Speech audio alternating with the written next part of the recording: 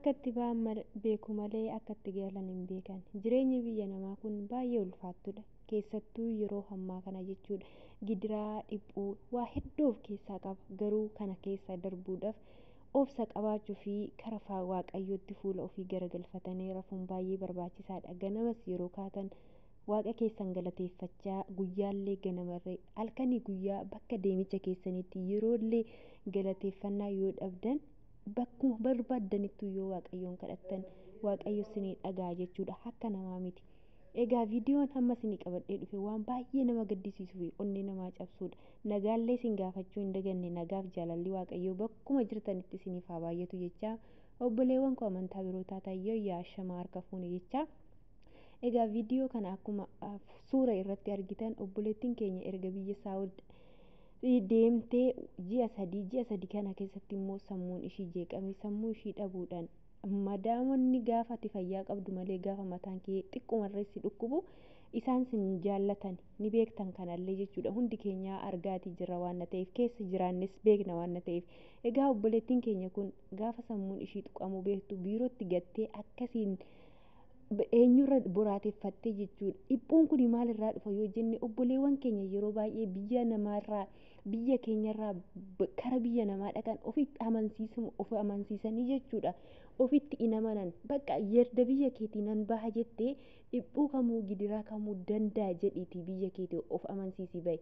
Yeroo kana gaa obboleewwan keenya afaan hin beekne keessattuu gaafa mana namaa seennu mataan keenya kun of nun beeku jechuudha. Eessa akka jiraannu maal akka dalagnu hin beeknu obsa qabaachuudha.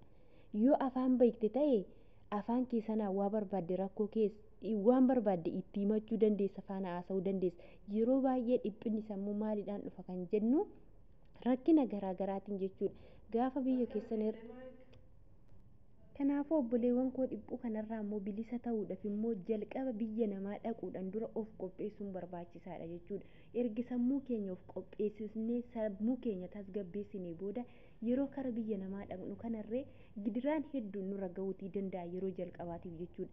Yeroo afaan hin beeknetti yeroo haaraa taatetti warra afaan hin beekne dhiisate warreen afaan beekanuyyuu arabiffa dandeesses warra ingiliffa danda'anii waan barbaadan madaab isaaniitti deebisuu danda'anillee baay'ee yeroo baay'ee nama dhiphisaa jechuudha.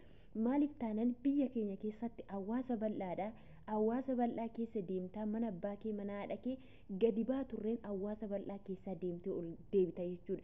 Garuu biyya namaa gaafa dhaqxee mana madaamii keessaa bakki itti warraaqxu hin jiru jechuudha. Kan achumatti sii dhiyeessii bari uummanuma ishee sana keessatti jechuudha. Gaafa kana obboleewwan keenya achi biyyarraa bakka barbaadu mana haadhaa obboleessaa osoo jedhanuu olii gadi deddeemee asii baanee achi deemuu waan barbaanneef isa waan beeknuuf gaafa biyya namaa dhufne kana jalqabaaf dinqaa nutti ta'a jechuudha. Sammuu keenya irra inni qaba. Waanuma dukkana keessa waan kinoo boolla keessa nu gatan nutti fakkaata. Kanammoo isa kana keessaa bahuuf damdamachuun nu barbaachisa jechuudha. Sammuu qabaachuudha bakka. Yoo sammuu hin dhukkubsatte ta'e dhukkuba sammuu qabaatta taate taanaan bakka jireenyi kee dukkanaadha jechuudha. Maaliif taanan araboonni gaafa mataan unkaa sammuu kee dhabdee dhiisiti gaafa sammuun kee xiqqoo ishii boqonnaa dhabeeyyuu akkam akka nama godhan nuti warra afaan beeknu ni beekna waan ta'eef. Kanaaf obboleewwan koo biyyaa bahuudhaan dura of qopheessaa. Of qopheessuu jechuun immoo biyya namaa kana yoon dhaqee yoo rakkoonis narra ga'e damdamachuutiin qaba waa hundumarraayyuu mataa koo gadi qabadheen jiraadha yoo jette jiraachuutiin dandeessa biyya namaa kana keessatti. Egaa obboleettiin keenya edda ji'a 3dha erga biyyaa baate dhalattuu Arsiiti. Kanaaf dhiiga keenya saba keenya sheer godhaa maatii biraan ga'a. Maatiin ishiillee akkuma ishii biyyarraa kaasan akka biyya isaaniitti nagaa ishiitiin galfatanii biyya ishiitii irratti qe'ee abbaa ishiitii irratti yaallatan hundumti keessan uume. Yoo namni gargaaraan dhabame yoo sheerii gootan namoota biraan geessu. Nama 100 keessaa namni 1-2 yoo sheerii godhe nama 100 sana keessaa namni 1 gargaarii mucayyoo kana biyyatti galuu dandeessisa. Yookaan immoo manuma yaalarree qaqqabsiisuu dandeessisa jechuudha. Argitaniira ganaa aaraariifu ji'a 3dha. Ji'a 3 kana keessatti immoo akka sammuu taateerti jirti.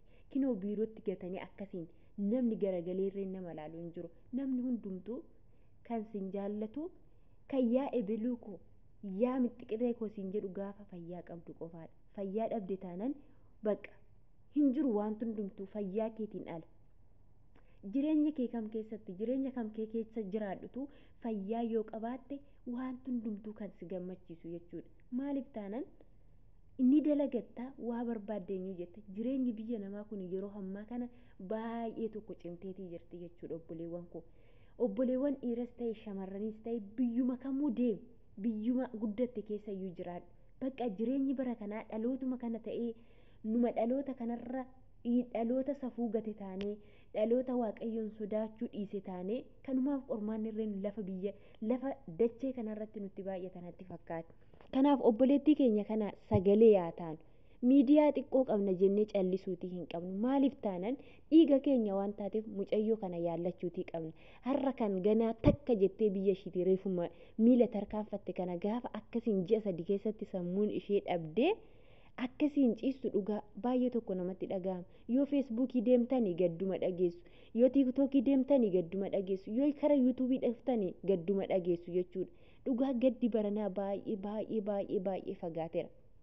Wanti godhamu hin jiru bakka ganamaa galgala waaqayyoon hunda danda'aadha. Guyyaa qabas wanti hundumtuu ni ta'a. Wantoota sammuu keessan dhiphisan hunda bilisaa bakka wanti sammuu namaa dhiphisan wanta baay'eedha. Garuu sammuu keenya sana itti dhiyeessinee osoo hin taane obsa qabaachuun nurra barbaachisa jechuudha.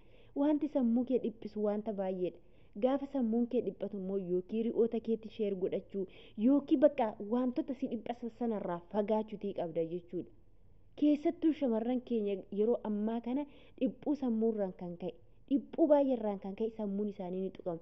Gaafa sammuun isaanii tuqame kana immoo namni zoor jedhee isaan laalu hin jiru. Namni garagalee isaan laalu hin jiru. Abbaatu of mara jedhe bofti jedhanii gaafa mangumaa kan Oromoon dhugaatu jedhan yoo ati ofii keetii cimtee of eegde namni kasii birmatu gaafa fayyaa qabdu malee namni tokko sin jaallatu. Unkaan araboota dhiisate warrummaan siniin dhalatanii warrummaan siniin dhaloota qabaatan otoo guyyaa tokko sin rakkattanii guyyaa takka mana yaalaa si geessuu ni danda'a. Guyyaa lammataa garuu mucayyoon sun eessa deemte jedhanii tasumayyuu sin ilaalan jechuudha. Kun immoo beekamaadha. Ana birattis isin birattis.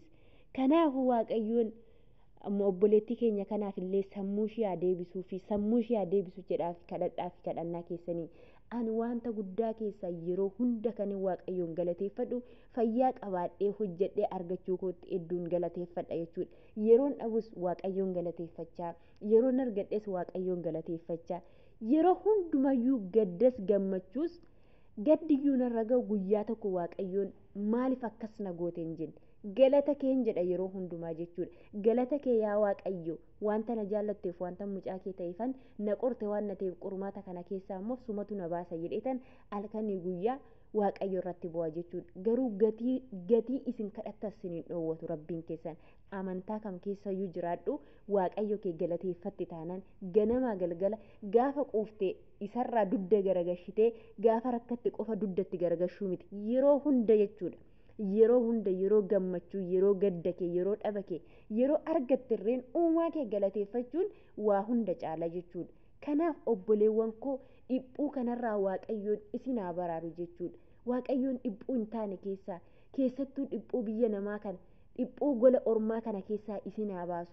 Akkuma nagaadhaan mana keessanii baatan biyya abbaa keessanii haadha keessan biraa abbaa keessan biraa obboleewwan keessan biraa miila fayyaa sammuu fayyaa akkuma baatan waaqayyoon mana keessanitti akkasumatti fayyaadhaan isin haa galchu jechuudha. Nama oomaafuu hin hawwu diina na ajjeesuuf natti dhufeeyyuu nagaan awwaaf jechuudha. Inni na ajjeesuuf natti dhufuyyuu gatii isaasa waaqayyo irraa ni argata waan na ta'eef ani immoo nama na cubbuu na ceenyu jechuudhaaf na jeequudhaaf irreen natti dhufe waaqayyoon karaatti si haa deebisu jedhee tan bira taraa jechuudha. Kanaaf obboleewwan koo viidiyoon koo har'aa kana fakkaata. Warreen maamila maskii fiqirii taatan laayik sheer gochuu hin dagatinaa. Warreen immoo maamila maskii fiqirii hin taane kottaa maamila keenyatti dabalamaan isiniin jedha. Viidiyoon koo har'aa asumaan xumuraa galatooma.